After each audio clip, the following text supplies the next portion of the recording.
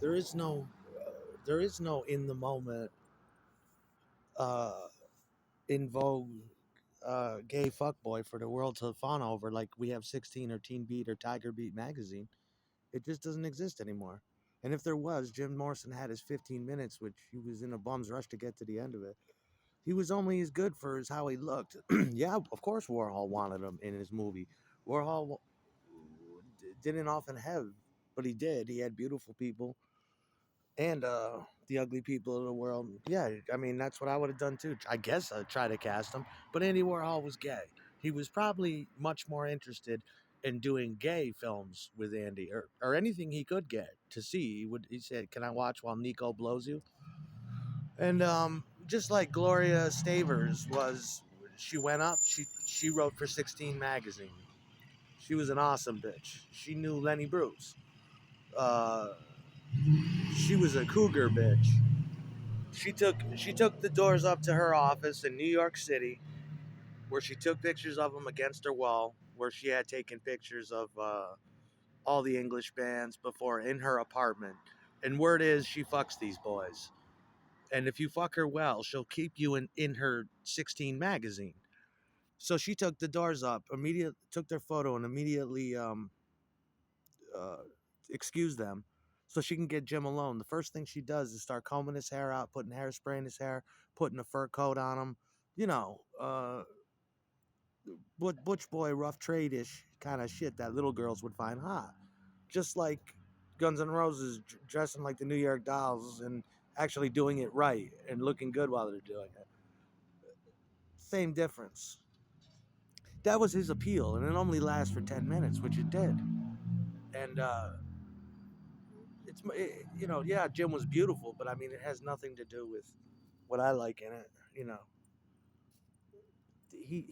Jim Morrison bridges gaps in sexuality, is what he does for people. In the end, whether or not they know it, it's the psychology of children, and it's the psychology of adults. Carry that shit with you.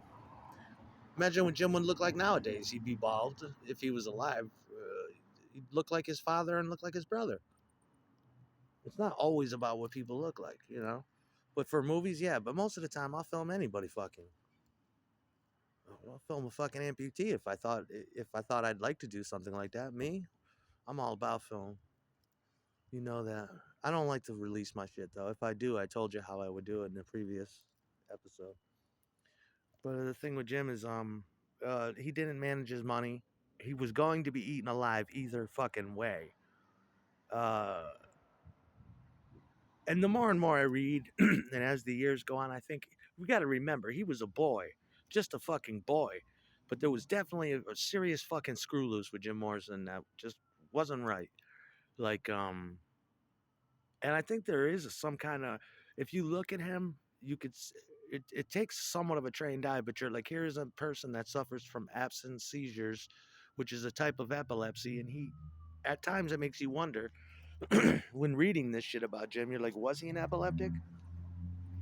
I don't know.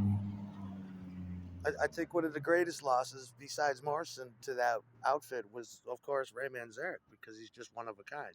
Piano artistry doesn't come along often, and when it does in a lifetime, it wore the face of Ray Manzarek.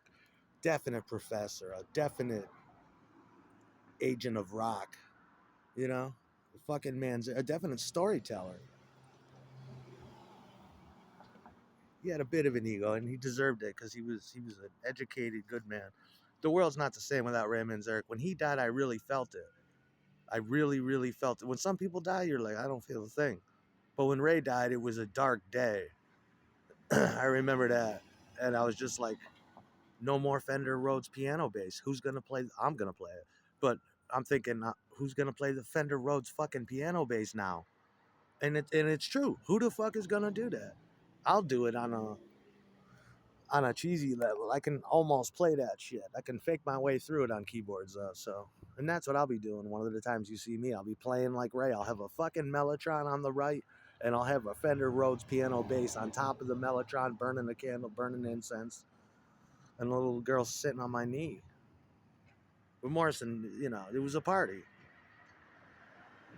But the way he was doing his future, he was he was dead broke, and the career was almost over. You got to look hard at the timing.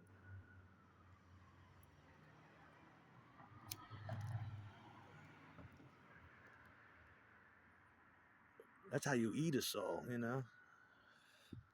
Morrison got eaten. He giveth, but he gotten eaten. He didn't feel no pain, no, I don't think. But it must have been hard.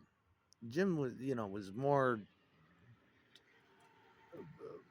more inclined sexually in a certain way that people don't like to reflect on. You know, the- Pam was Jim's handler, and Ray was an enabler, just like everybody else. Hey man, it's all good. I gotta, I get paid either way, Jim. Just do your fucking thing 6 more months, dude. That's it. Okay. And it probably sucked for the Doors. They're like, ah, shit.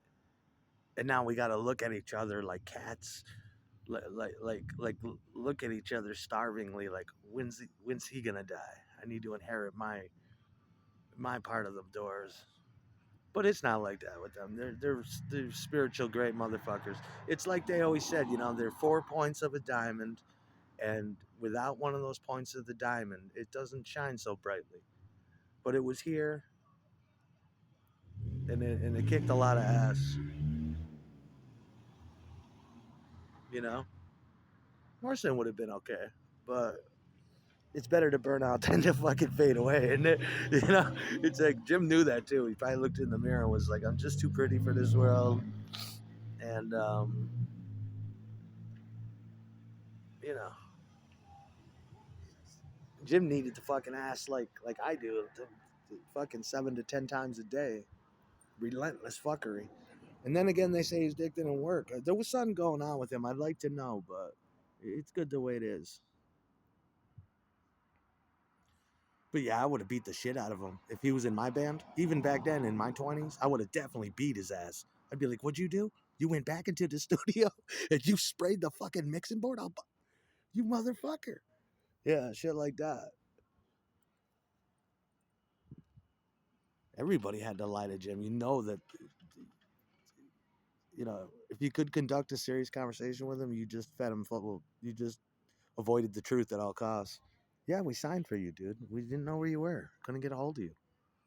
I'm sorry. I'm sorry, Jim. Trying to perpetuate this money shit a little bit. You only live once, bro. This seems like our big chance. Sold it to a car commercial? Yeah, because I have a fucking brain. Yeah, sold everything, Jim. Deal with it. You'll get something.